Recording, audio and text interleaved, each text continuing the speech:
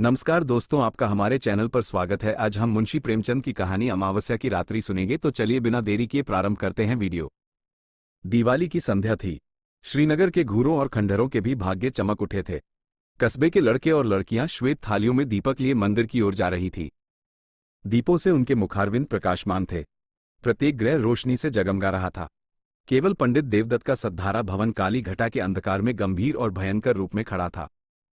गंभीर इसलिए कि उसे अपनी उन्नति के दिन भूले न थे, भयंकर इसलिए कि यह जगमगाहट मानो उसे चिढ़ा रही थी। एक समय वह था जबकि ईर्ष्या भी उसे देख देखकर हाथ मलती थी, और एक समय यह है जबकि घृणा भी उस पर कटाक्ष करती है। द्वार पर द्वारपाल की जगह अब मदार और एरंड के वृक्ष खड़े थे। दीवान खाने में एक मतंग सांड अकड़ता था। ऊपर के घरों में जहां सुंदर रमणियां मनोहर संगीत गाती थी, वहां आज जंगली कबूतरों के मधुर स्वर सुनाई देते थे। किसी अंग्रेजी मदरसे के विद्यार्थी के आचरण की भांति उसकी जड़ें हिल गई थी और उसकी दीवारें किसी विधवा स्त्री के हृदय की भांति विदीर्ण हो रही थी। पर समय को हम कुछ नहीं कह सकते। समय की निंदा व्यर्थ और भूल है। यह मूर्खता और अदूरदर्शिता का फल था। अमावस्या की रात्रि थी। प्रकाश से पराजित होकर मानो अंधकार ने उसी विशाल भवन में शरण ली थी। पंडित देवदत्त अपने अर्ध अंधकार वाले कमरे में मौन परंतु चिंता में निमग्न थे। आज 1 महीने से उनकी पत्नी गिरिजा की जिंदगी को निर्दय काल ने खिलवाड़ बना लिया है। पंडित जी दरिद्रता और दुख को भुगतने के लिए तैयार थे। भाग्य का भरोसा उन्हें धैर्य बंधाता था, किंतु यह नई विपत्ति सहन शक्ति से बाहर थी। बेचारे दिन के दिन गिरिजा के सिरहाने बैठे हुए उसके मुरझाए हुए मुख को देखकर कुढ़ते और रोते थे। गिरिजा जब अपने जीवन से निराश होकर रोती तो वह उसे समझाते, गिरिजा रो मत, शीघ्र ही अच्छी हो जाओगी। पंडित देवदत्त के पूर्वजों का कारोबार बहुत विस्तृत था। वे लेन देन किया करते थे। अधिकतर उनके व्यवहार बड़े बड़े चकलेदारों और रजवाड़ों के साथ थे। उस समय ईमान इतना सस्ता नहीं बिकता था। सादे पत्रों पर लाखों की बातें हो जाती थी। मगर सन 57 ईस्वी के बलवे ने कितनी ही रियासतों और राज्यों को मिटा दिया, और उनके साथ तिवारियों का यह अन्न धन पूर्ण परिवार भी मिट्टी में मिल गया। खजाना लुट गया। बही खाते पंसारियों के काम आए। जब कुछ शांति हुई, रियासतें फिर संभली तो समय पलट चुका था। वचन लेख के अधीन हो रहा था तथा लेख में भी सादे और रंगीन का भेद होने लगा था। जब देवदत्त ने होश संभाला तब उनके पास इस खंडहर के अतिरिक्त और कोई संपत्ति न थी। अब निर्वाह के लिए कोई उपाय न था। कृषि में परिश्रम और कष्ट था। वाणिज्य के लिए धन और बुद्धि की आवश्यकता थी। विद्या भी ऐसी नहीं थी कि कहीं नौकरी करते। परिवार की प्रतिष्ठा दान लेने में बाधक थी। अस्तु साल में 2-3 बार अपने पुराने व्यवहारियों के घर बिना बुलाए पाहुनों की भांति जाते और कुछ विदाई तथा मार्ग व्यय पाते उसी पर गुजारा करते। पैतृक प्रतिष्ठा का चिन्ह यदि कुछ शेष था तो वो पुरानी चिट्ठी पत्रियों का ढेर तथा हुंडियों का पुलिंदा, जिनकी स्याही भी उनके मंद भाग्य की भांति फीकी पड़ गई थी। पंडित देवदत्त उन्हें प्राणों से भी अधिक प्रिय समझते। द्वितीया के दिन जब घर घर लक्ष्मी की पूजा होती है, पंडित जी ठाट बाट से इन पुलिंदों की पूजा करते। लक्ष्मी न सही, लक्ष्मी का स्मारक चिन्ह ही सही। दूज का दिन पंडित जी के प्रतिष्ठा के श्रद्धा का दिन था। इसे चाहे विडंबना कहो चाहे मूर्खता, परंतु श्रीमान पंडित महाशय को उन पत्रों पर बड़ा अभिमान था। जब गांव में कोई विवाद छिड़ जाता तो ये सड़े गले कागजों की सेना ही बहुत काम कर जाती और प्रतिवादी शत्रु को हार माननी पड़ती। यदि 70 पीढ़ियों से शस्त्र की सूरत न देखने पर भी लोग क्षत्रिय होने का अभिमान करते हैं, तो पंडित देवदत्त का उन लेखों पर अभिमान करना अनुचित नहीं कहा जा सकता जिसमें 70 लाख रुपयों की रकम छिपी हुई थी। वही अमावस्या की रात्रि थी, किंतु दीपमालिका अपनी अल्प जीवनी समाप्त कर चुकी थी। चारों ओर जुआरियों के लिए ये शकुन की रात्रि थी, क्योंकि आज की हार साल भर की हार होती है। लक्ष्मी के आगमन की धूम थी।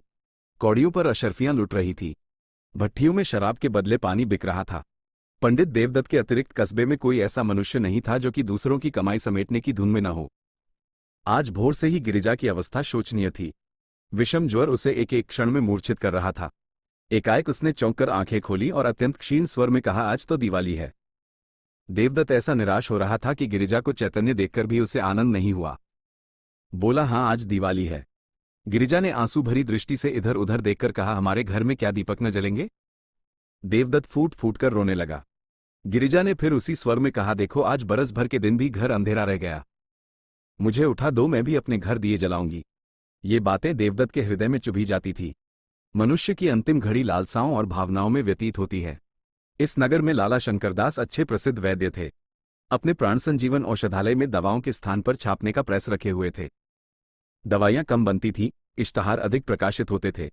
वे कहा करते थे कि बीमारी केवल रईसों का ढकोसला है और पॉलिटिकल इकोनॉमी के, राजनीतिक अर्थशास्त्र के अनुसार इस विलास पदार्थ से जितना अधिक संभव हो टैक्स लेना चाहिए। यदि कोई निर्धन है तो हो, यदि कोई मरता है तो मरे। उसे क्या अधिकार है कि बीमार पड़े और मुफ्त में दवा कराए? भारतवर्ष की यह दशा अधिकतर मुफ्त दवा कराने से हुई है। इसने मनुष्यों को असावधान और बलहीन बना दिया है। देवदत्त महीने भर नित्य उनके निकट दवा लेने आता था, परंतु वैद्य जी कभी उसकी ओर इतना ध्यान नहीं देते थे कि वह अपनी शोचनीय दशा प्रकट कर सके। वैद्य जी के हृदय के कोमल भाग तक पहुंचने के लिए देवदत्त ने बहुत कुछ हाथ पैर चलाए। वह आंखों में आंसू भरे आता, किंतु वैद्य जी का हृदय ठोस था, उसमें कोमल भाव था ही नहीं। वही अमावस्या की डरावनी रात थी। गगन मंडल में तारे आधी रात के बीतने पर और भी अधिक प्रकाशित हो रहे थे, मानो श्रीनगर की बुझी हुई दिवाली पर कटाक्षयुक्त आनंद के साथ मुस्कुरा रहे थे। देवदत्त बेचैनी की दशा में गिरिजा के सिरहाने से उठे और वैद्य जी के मकान की ओर चले। वे जानते थे कि लाला जी बिना फीस लिए कदापि नहीं आएंगे, किंतु हताश होने पर भी आशा पीछा नहीं छोड़ती। देवदत्त कदम आगे बढ़ाते चले जाते थे। हकीम जी उस समय अपने रामबाण बिंदु का विज्ञापन लिखने में व्यस्त थे। उस विज्ञापन की भावप्रद भाषा तथा आकर्षण शक्ति देखकर कह नहीं सकते कि वे वैद्य शिरोमणि थे या सुलेखक विद्यावारिधि। पाठक, आप उनके उर्दू विज्ञापन का साक्षात दर्शन कर लें। नाजरीन, आप जानते हैं कि मैं कौन हूं? आपका जर्द चेहरा, आपका तने लागिर, आपका जरा सी मेहनत में बेदम हो जाना, आपका लज्जात दुनिया से महरूम रहना, आपका खाना तरकी, यह सब इस सवाल का नफी में जवाब देते हैं। सुनिए, मैं कौन हूं? मैं वो शख्स हूं जिसने अमराज इंसानी को पर्दा-ए दुनिया से गायब कर देने का बीड़ा उठाया है, जिसने इश्तिहारबाज या फरोश गंदुमनुमा बने हुए हकीमों को बेखबर व बुनियाद से खोदकर दुनिया को पाक कर देने का अज़्म बिल जज़्म कर लिया है। मैं वो हैरतंगेज इंसान जईफुल बयान हूं जो नाशाद को दिलशाद, नामुराद को बामुराद, भगोड़े को दिलेर, गीदड़ को शेर बनाता है। और यह किसी जादू से नहीं, मंत्र से नहीं, वह मेरी ईजाद करदा अमृत बिंदु के अदना करिश्मे हैं। अमृत बिंदु क्या है, इसे कुछ मैं ही जानता हूं। महर्षि अगस्त्य ने धन्वंतरी के कानों में इसका नुस्खा बतलाया था। जिस वक्त आप वीपी पार्सल खोलेंगे, आप पर उसकी हकीकत रोशन हो जाएगी। यह आब हयात है। यह मर्दांगी का जौहर, फरजांगी का अक्सीर, अक्ल का मुरब्बा और जेहन का शकील है।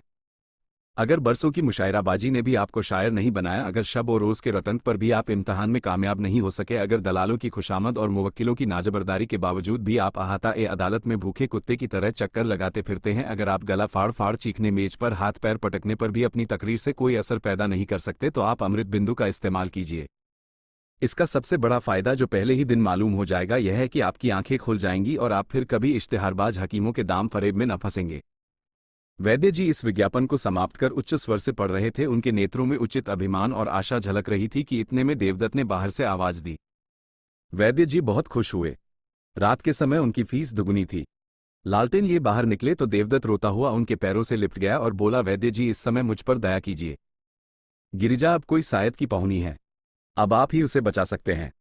यूं तो मेरे भाग्य में जो लिखा है वही होगा, किंतु इस समय तनिक चलकर आप देख लें तो मेरे दिल का दाग मिट जाएगा। मुझे धैर्य हो जाएगा कि उसके लिए मुझसे जो कुछ हो सकता था मैंने किया। परमात्मा जानता है कि मैं इस योग्य नहीं हूं कि आपकी कुछ सेवा कर सकूं, किंतु जब तक जीऊंगा आपका यश गाऊंगा और आपके इशारों का गुलाम बना रहूंगा। हकीम जी को पहले कुछ तरस आया, किंतु वह जुगनू की चमक थी जो शीघ्र स्वार्थ के विशाल अंधकार में विलीन हो गई। वही अमावस्या की रात्रि थी। वृक्षों पर सन्नाटा छा गया था। जीतने वाले अपने बच्चों को नींद से जगाकर इनाम देते थे। हारने वाले अपनी रुष्ट और क्रोधित स्त्रियों से क्षमा के लिए प्रार्थना कर रहे थे। इतने में घंटी के लगातार शब्द वायु और अंधकार को चीरते हुए कान में आने लगे। उनकी सुहावनी ध्वनि इस निस्तब्ध अवस्था में अत्यंत भली प्रतीत होती थी। ये शब्द समीप हो गए और अंत में पंडित देवदत्त के समीप आकर उस खंडहर में डूब गए। पंडित जी उस समय निराशा के अथाह समुद्र में गोते खा रहे थे। शोक में इस योग्य भी नहीं थे कि प्राणों से भी अधिक प्यारी गिरिजा का दवा दर्पण कर सकें। क्या करे इस निष्ठुर वैद्य को यहां कैसे लाएं? जालिम, मैं सारी उम्र तेरी गुलामी करता, तेरे इश्तिहार छापता, तेरी दवाइयां कूटता। आज पंडित जी को यह ज्ञात हुआ है कि 70 लाख की चिट्ठी पत्रियां इतनी कौड़ियों के मोल भी नहीं। पैतृक प्रतिष्ठा का अहंकार अब आंखों से दूर हो गया। उन्होंने उस मखमली थैले को संदूक से बाहर निकाला और उन चिट्ठी पत्रियों को, जो बाप दादों की कमाई का शेषांश थी और प्रतिष्ठा की भांति जिनकी रक्षा की जाती थी, एक एक करके दिया को अर्पण करने लगे। जिस तरह सुख और आनंद से पालित शरीर चिता की भेंट हो जाती है, उसी प्रकार वह कागजी पुतलियां भी उस प्रज्वलित दिया के धधकते हुए मुंह का ग्रास बनती थी। इतने में किसी ने बाहर से पंडित जी को पुकारा। उन्होंने चौंककर सिर उठाया। वे नींद से अंधेरे में टटोलते हुए दरवाजे तक आए। देखा कि कई आदमी हाथ में मशाल लिए हुए खड़े हैं और एक हाथी अपनी सूंड से उन एरंड के वृक्षों को उखाड़ रहा है जो द्वार पर द्वारपालों की भांति खड़े थे। हाथी पर एक सुंदर युवक बैठा है जिसके सिर पर केसरिया रंग की रेशमी पाग है। माथे पर अर्धचंद्राकार चंदन, भाले की तरह तनी हुई नोकदार मूंछें, मुखारविंद से प्रभाव और प्रकाश टपकता हुआ कोई सरदार मालूम पड़ता था। उसका कलीदार अंगरखा और चुनावदार पैजामा, कमर में लटकती हुई तलवार और गर्दन में सुनहरे कंठे और जंजीर उसके सजीले शरीर पर अत्यंत शोभा पा रहे थे। पंडित जी को देखते ही उसने रकाब पर पैर रखा और नीचे उतरकर उनकी वंदना की। उसके इस विनीत भाव से कुछ लज्जित होकर पंडित जी बोले, आपका आगमन कहाँ से हुआ? नवयुवक ने बड़े नम्र शब्दों में जवाब दिया। उसके चेहरे से भलमनसाहट बरसती थी। मैं आपका पुराना सेवक हूं। दास का घर राजनगर है। मैं वहां का जागीरदार हूं। मेरे पूर्वजों पर आपके पूर्वजों ने बड़े अनुग्रह किए हैं। मेरी इस समय जो कुछ प्रतिष्ठा तथा संपदा है, सब आपके पूर्वजों की कृपा और दया का परिणाम है। मैंने अपने अनेक स्वजनों से आपका नाम सुना था और मुझे बहुत दिनों से आपके दर्शनों की आकांक्षा थी। आज वो सुअवसर भी मिल गया। अब मेरा जन्म सफल हुआ। पंडित देवदत्त की आंखों में आंसू भर आए। पैतृक प्रतिष्ठा का अभिमान उनके हृदय का कोमल भाग था। वह दीनता जो उनके मुख पर छाई हुई थी, थोड़ी देर के लिए विदा हो गई। वे गंभीर भाव धारण करके बोले, यह आपका अनुग्रह है जो ऐसा कहते हैं। नहीं तो मुझ जैसे कपूत में तो इतनी भी योग्यता नहीं है जो अपने को उन लोगों की संतति कह सकूं। इतने में नौकरों ने आंगन में फर्श बिछा दिया। दोनों आदमी उस पर बैठे और बातें होने लगी। वे बातें जिनका प्रत्येक शब्द पंडित जी के मुख को इस तरह प्रफुल्लित कर रहा था जिस तरह प्रातःकाल की वायु फूलों को खिला देती है। पंडित जी के पितामह ने नवयुवक ठाकुर के पितामह को 25 सहस्त्र रुपये कर्ज दिए थे। ठाकुर अब गया में जाकर अपने पूर्वजों का श्राद्ध करना चाहता था, इसलिए जरूरी था कि उसके जिम्मे जो कुछ ऋण हो उसकी एक एक कौड़ी चुका दी जाए। ठाकुर को पुराने बहीखाते में ये ऋण दिखाई दिया। 25 के अब 75,000 हो चुके। वही ऋण चुका देने के लिए ठाकुर आया था। धर्म ही वह शक्ति है जो अंतःकरण में ओजस्वी विचारों को पैदा करती है। हाँ, इस विचार को कार्य में लाने के लिए पवित्र और बलवान आत्मा की आवश्यकता है, नहीं तो वे ही विचार क्रूर और पापमय हो जाते हैं। अंत में ठाकुर ने कहा, आपके पास तो वे चिट्ठियां होंगी। देवदत्त का दिल बैठ गया। वे संभल कर बोले, संभवतः हों, कुछ कह नहीं सकते। ठाकुर ने लापरवाही से कहा, ढूंढिए, यदि मिल जाएं तो हम लेते जाएंगे। पंडित देवदत्त उठे, लेकिन हृदय ठंडा हो रहा था। शंका होने लगी कि कहीं भाग्य हरे बाग न दिखा रहा हो। कौन जाने वो पुर्जा जलकर राख हो गया या नहीं। यदि न मिला तो रुपये कौन देता है। शोक की दूध का प्याला सामने आकर हाथ से छूट जाता है। हे भगवान, वह पत्री मिल जाए। हमने अनेक कष्ट पाए हैं, अब हम पर दया करो। इस प्रकार आशा और निराशा की दशा में देवदत्त भीतर गए और दिया के टिमटिमाते हुए प्रकाश में बचे हुए पत्रों को उलट पुलट कर देखने लगे।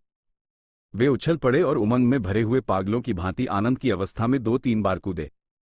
तब दौड़कर गिरिजा को गले से लगा लिया और बोले, प्यारी, यदि ईश्वर ने चाहा तो तू अब बच जाएगी। उन्मत्ता में उन्हें एकदम यह नहीं जान पड़ा कि गिरिजा अब नहीं है, केवल उसकी लोथ है। देवदत्त ने पत्री को उठा लिया और द्वार तक वे इसी तेजी से आए मानो पांवों में पर लग गए। परंतु यहां उन्होंने अपने को रोका और हृदय में आनंद की उमड़ती हुई तरंग को रोककर कहा, ये लीजिए, वह पत्री मिल गई।